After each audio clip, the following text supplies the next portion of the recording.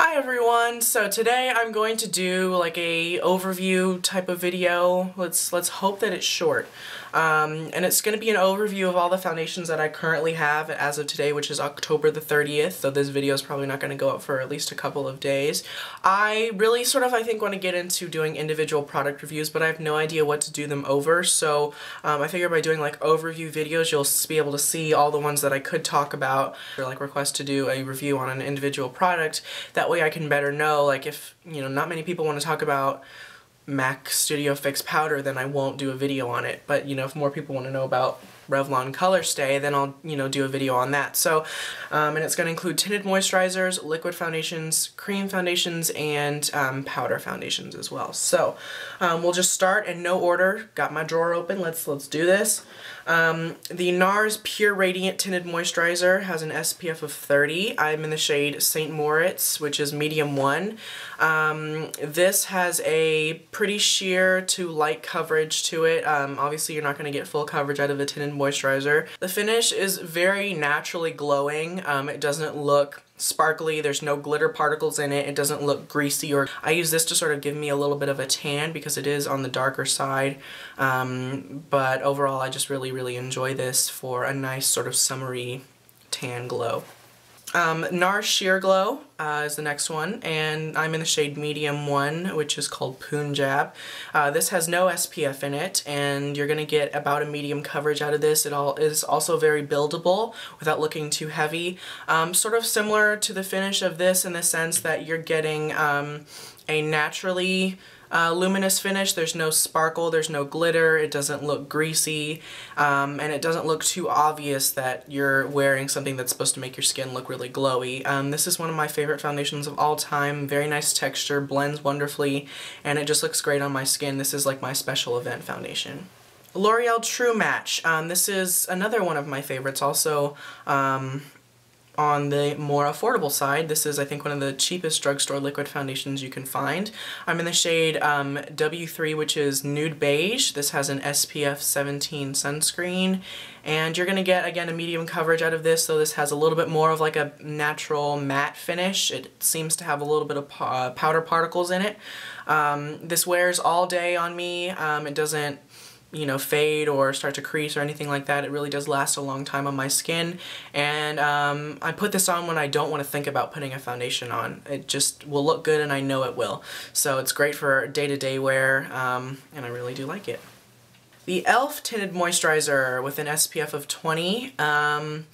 This is, I'm in the shade Beige. This is not bad. I much prefer the NARS one, but you are going to get, again, even more sheer coverage than I think the NARS one will give you. But I think the consistency of this is a little too much like a gel instead of a liquid. It's almost like a moussey gel. It's a very strange texture, but it does look good on the skin. It's a nice naturally glowing finish as well. And it's not bad. I mean, it's just not... I don't like it as much as the NARS one, but it's not a bad product. Revlon Colorstay. I have the formulation for normal to dry skin. They do make it for a combination oily skin. I'm in the shade 200 Nude, and this has an SPF of 15. This will give you a medium to medium full coverage. You're not going to get full coverage, definitely not full coverage, but it's sort of hard to build this one up though because it can look a little heavy since it is such a long wearing and very thick foundation, but this really does last all day on the skin, and you are getting a really matte finish. It's not my favorite. I'll have to try it a couple more times to really make a judgment. And this shade does look really pink, even though it is supposed to be a little bit more on the golden side, but I am able to work with it, and yeah, it does what it says. It does last a long time on the skin. Maybelline Fit Me foundation. I have the shade 220, which is called Natural Beige.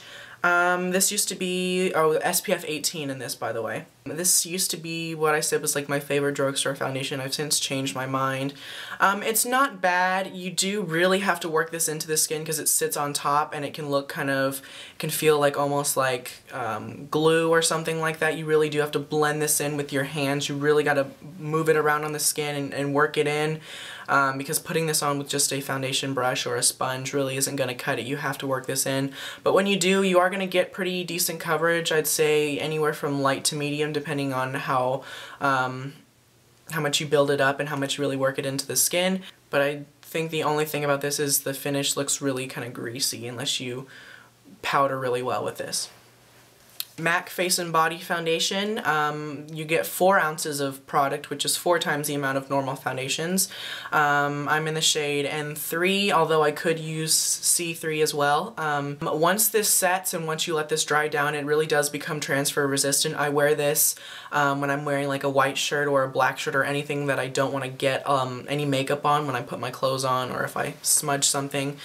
This really is transfer resistant, and so I often like to mix this in with other foundations that maybe have a little bit more coverage or something like that to make the foundation a little bit more transfer resistant. You're getting really sheer coverage. You can build it up, and it's like everyone says, it is strange when you put it on. It feels very liquidy, but as you blend it turns into more of like a creamy liquid. And you can get, I'd say, light to light medium coverage. You're not going to get full medium, but you can leave it sheer if you'd also like. So it's sort of like a great multi-purpose foundation. Almay TLC Truly Lasting Color 16-Hour Makeup. I'm in the shade 220, which is neutral.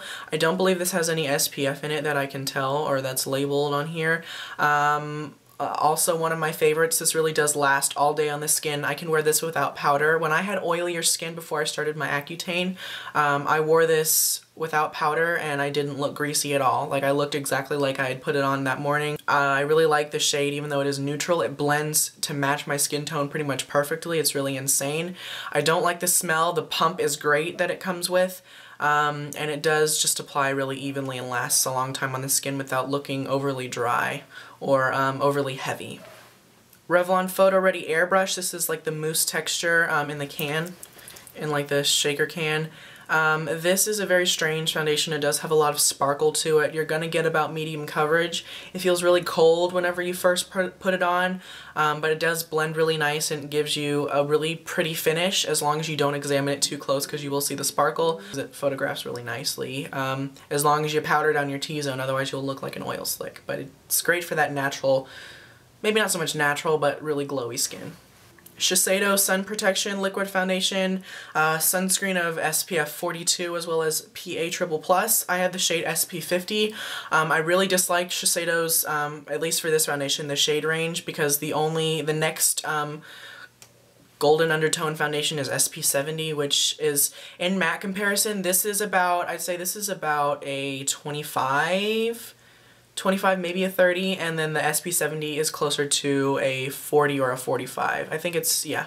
So there's nothing for in between, and so technically I'd have to buy both and mix them together to get my perfect shade. So I often set this with MAC Studio Fix powder to an NC40 to sort of balance out the color a little bit more, but this does last all day on the skin. I don't need to powder with this. This really is like sweat proof, and it just doesn't budge, and it looks flawless all day. It's got that great amount of sunscreen in it, so you're going to get good adequate sun protection, and it's going to be great for just outdoor events or anything where you need your makeup to last a long time if you're going to be outside. So there's that. CoverGirl Aqua CG Smoothers makeup. I have the shade 725, which is buff beige. This is a little bit too pink for me, but it's supposed to be a golden undertone, I think.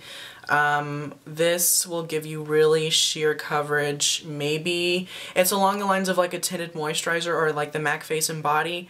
It blends really nicely, but I think it sort of sits on the skin. I think it looks a little bit like makeup. That's why I don't like it. It doesn't look like skin. It looks a little bit too much like makeup. Chanel Vitalumiere Aqua, SPF 15. I have the shade 30 Beige. This is a very thin consistency foundation. This does have a lot of alcohol in it though. You can actually build this up to medium coverage in certain places if you sort of do thin layers and build it up. But overall, this is just, I think this looks really great on the skin. I really do enjoy this foundation. It looks like natural skin, but it really will perfect, you know, if you have minor blemishes, it will perfect basically all of those. It lasts a long time as well. That's another thing that I like. It just looks really, really nice on the skin. It doesn't look heavy or overly shiny. You're gonna get like a natural satin finish with this foundation. And I noticed that even though it does have that alcohol in it and I have drier skin, or normal to dry skin as of right now, it doesn't accentuate any dryness at all, which is kind of cool. Chanel Vitalumiere, which is sort of like the one that came before the Vitalumiere Aqua. SPF 15, I have the shade 30 Sondra, which is intensity 1.5. It's what I'm wearing right now. It's great for that really pretty, glowy, healthy, radiant look without looking sparkly or anything like that. This blends really nicely into this skin, though you do have to work it in quite a bit, otherwise it will kind of sit on top. And the shade range is a little bit off because this is quite dark considering that I'm also a 30 in this, and this is actually a little bit lighter than what my skin tone sort of looks like. But if you want that really pretty, obviously radiant foundation, this is the one for you. Bobbi Brown, oil-free even finish compact foundation. I have the shade Beige 3. Don't believe this has any SPF in it. It's a really huge compact. But you actually don't get that much product. You get 9 grams, which is really not that much. I've already hit pan in certain places. This doesn't give you as much coverage as you think it would with being a cream foundation. It looks really, really natural on the skin and it blends wonderfully. It looks just like your skin, but you're gonna get maybe medium coverage out of this. You can build it up a little bit more without it looking heavy, and it is a natural satin finish, though it does lean a little bit more of a natural matte finish. This foundation is almost there for me, but it's not a bad foundation and I do use it. CoverFX, don't even know what this is called. It's their cream foundation, and this is from their old packaging because they did redo their line. I have the shade M40, and this has SPF 10 in it, I believe. It's very, very yellow, and the shade range for CoverFX is a little strange because a lot of their shades have a big gap in between them. I had a M30 before this and it looked like stark white, and this is strongly yellow and it's not quite, my skin's still a little too light, but then M60 is, either M50 or M60 is completely too dark. So it's a little bit of a strange shade range, but this does pretty much cover anything that you could need it to. I use this when I know that I want to cover something and I want it to look nice. If you just do really thin layers with a concealer or foundation brush on the area you want to cover, really blend it out, really make sure that there's no harsh edges and that the layer's really thin, and you do a couple layers, you can cover anything. You can cover tattoos with this, I'm sure of it. It's a little bit of a dry consistency, so you do have to blow dry underneath to get the cream to melt a little bit, but after that it just will blend wonderfully and cover absolutely everything. MAC Studio Fix Powder, I know I've spoken highly of this before and I have hit pan on this, as you can see. I have the shade NC40, which is too dark for me, and I have yet, after 2 years, gone to buy another shade that is a little bit better for my skin tone. I believe I'm closer to an NC30 as of where I stand right now, but this is great to put on top of any foundation that's a little too light, like the Shiseido foundation. It is a natural matte finish, and this is like a naturally velvety matte finish. This shade is too light, this shade's too dark. When I combine them, I get pretty much full coverage, and I have basically the perfect shade. The finish of this is one of the best powder finishes I've ever seen, and the shade range is pretty impressive considering that it is a powder foundation. Then last but not least, the Mercier Mineral Powder SPF 15. I have the shade Rich Vanilla, which is a smidgen too dark for me right now. This is typically what I reserve in the summer. I really like the finish of this. It does have a little pearl powder in it, so it gives it a naturally sort of glowing finish to it, but without obvious sparkle. Now obviously if you're standing in direct sunlight, you are going to see a little bit of that shine, but it's not enough to bother me, and I have a huge issue with sparkle in foundations. This will give you just a nice, really pretty, naturally glowing look, as well as sheer coverage, but mainly people use it to set and to give that really nice finish. I'm sure if you built this up and really worked it into the skin with a kabuki, you could use this on its own, and I do that sometimes. And I also like that this has a really high amount of zinc oxide in it to help calm the skin, as well as offer sun protection, which is great. so there's all the foundations. I know it's a lot, especially looking at it on the counter right now, but that's all the foundations that I have as of right now. If I get any more, then I will definitely include those. I'll add them onto the list, as I have most of the products listed in the video below. So if you want to see a review on any of these that I've mentioned, absolutely let me know in the comment section, or multiple ones or whatever. Just let me know whatever you want to see, you want me to go into a little bit more detail on, and I'd be glad to do that. Yeah, so I really hope you guys enjoyed this video, and I will talk to everybody later. Bye guys!